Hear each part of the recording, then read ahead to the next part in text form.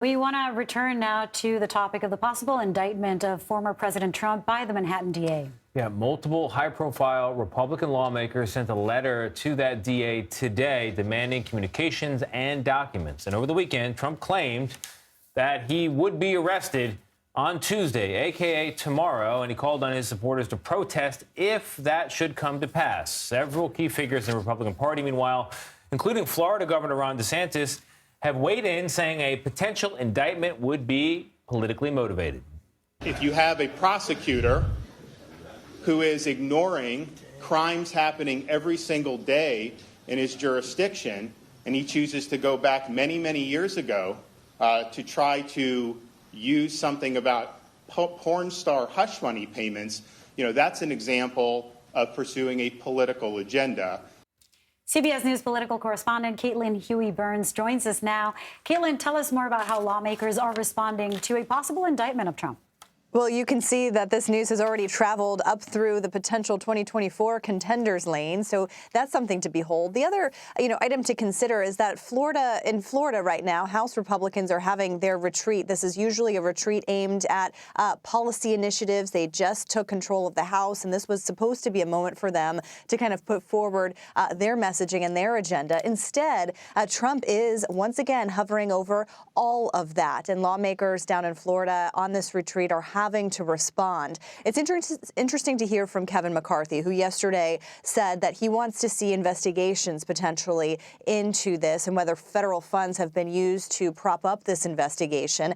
On the other hand, however, he has said that he does not agree with Trump's calls for protests. He wants everything to remain calm, and he doesn't think that is the route to go, obviously, with January 6th not too far in the rear view.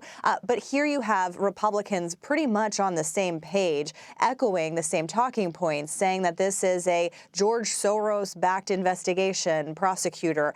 They want to hear, as you said, from the prosecutor, from the DA's office itself, potentially. So this could be kind of a springboard for more investigations, depending on the result. But by and large, you see Republicans rallying around Trump here in terms of kind of what this means politically and calling this a politically motivated investigation. All right, we'll keep following it, that's for sure. Shifting gears, though, for now, on Red and Blue tonight, you were interviewing Senator Mark Warner about a potential ban on TikTok, something the Biden administration has been openly entertaining. What are members of Congress saying about the why here? Why are they so worried about this Chinese-owned app? I know the answer, but I'm asking anyway. Yeah, you can guess what it is. 100 million users in the United States. The biggest concerns, of course, are data collection and propaganda, quite frankly, given how many users are on the platform and that this is a Chinese-owned company. That is the biggest concern here. Warner, of course, has been kind of at the forefront of these issues for a while. He has put forward legislation that has bipartisan support that would direct the Commerce Department to restrict apps from China and other adversarial countries.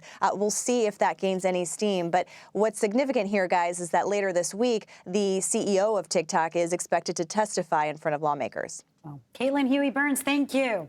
And you can stream Red and Blue tonight, hosted by Caitlin Huey-Burns at 5 p.m. Eastern here on CBS News.